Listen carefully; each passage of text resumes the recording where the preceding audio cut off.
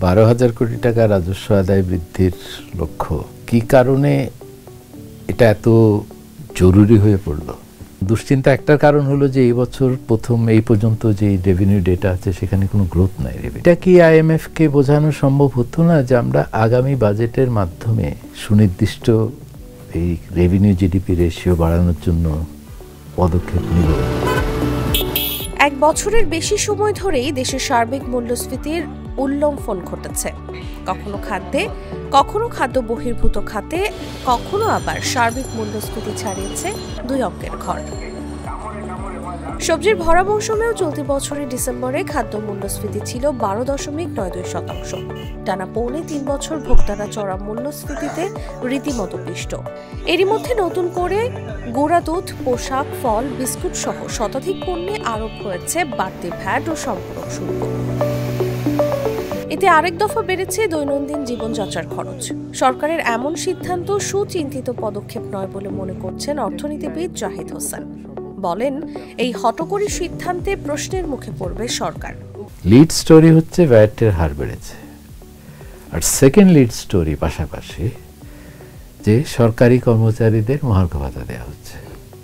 আচ্ছা, এটা তখন আপনি পাশাপাশি দেখেন এবং যখন জানেন যে হ্যাঁ এখান থেকে আমি 12,000 কোটি টাকা পাবো, তার মধ্যে 7,000 কোটি টাকা আমার এডিশনাল ব্যয় করতে হবে মহার্ঘ ভাতার জন্য, তখন তো এটার গ্রহণযোগ্যতা আরো অনেক কমে যায়। তাহলে পুরো জিনিসটাই একটা সুচিন্তিত কোনো পদক্ষেপ বলে মনে হয়নি। ভ্যাট বাড়ানোর এই সময়টা সঠিক নয় উল্লেখ করে আগামী বাজেটে কোনো পদক্ষেপ নেওয়া যেত কিনা প্রশ্ন তোলেন জাহিদ হোসেন। এটা কি IMF কে বোঝানো সম্ভব হতো না যে আমরা আগামী বাজেটের মাধ্যমে সুনির্দিষ্ট এই রেভিনিউ জিডিপি রেশিও বাড়ানোর জন্য পদক্ষেপ নিব? সেটা কর হারের সংস্কার হোক, কর বেইসের সংস্কার হোক, প্রশাসনিক পদক্ষেপ হোক, এটা করা হবে। আর যেটা মানে তারা কাঠামোগত সংস্কার চাচ্ছে রাজস্ব খাতে, আর যদি ম্যাক্রো স্টেবিলিটি নিয়ে দুশ্চিন্তার কারণে তারা এই যে বাজেট ঘাটতিটাকে যাতে সহনীয় পর্যায়ে রাখা যায় সেই জন্য রাজস্ব আদায়ের বৃদ্ধির কথা বলা হচ্ছে, তাহলে তো সেটার বিকল্প ছিল যে এক্সপেন্ডিচার কাটের মাধ্যমে যেখানে সুযোগ আছে। সেই সঙ্গে পতিত আওয়ামী লীগ সরকার থেকে উত্তরাধিকার সূত্রে পাওয়া বাজেট সংস্কারে সরকারের সুপরিকল্পিত পদক্ষেপ প্রকাশ পায়নি বলেও মন্তব্য করেন এই অর্থনীতিবিদ। বলেন, আগের সরকারের পথেই হাঁটছে অন্তর্বর্তী সরকার। সামগ্রিকভাবে বাজেট যেটা আগের সরকারের বাজেটকে আপনি উত্তরাধিকার সূত্রে পেয়েছেন, সেইটাকে সংস্কার করার সুপরিকল্পিত কোনো চিন্তা এখনো প্রকাশ পায়নি। কিছু কিছু ক্ষেত্রে আমার মনে হয় সংস্কার এগুচ্ছে, বিশেষ করে ব্যাংকিংয়ের ক্ষেত্রে আমি বলবো, কিন্তু অন্যান্য ক্ষেত্রে খুব একটা কাজ করা সম্ভব হচ্ছে বলে মনে হয় না।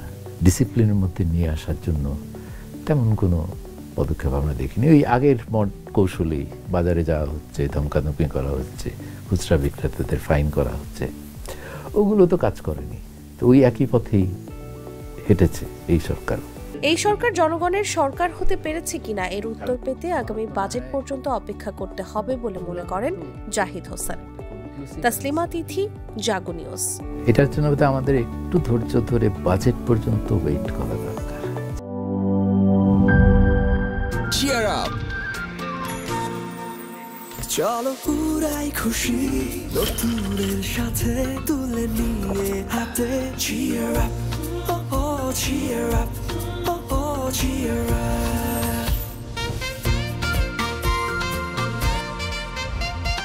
চুমুকে চুমুকে এনজয় দ্য লাইফ, চলো পুরাই খুশি তুলে নিয়ে হাতে।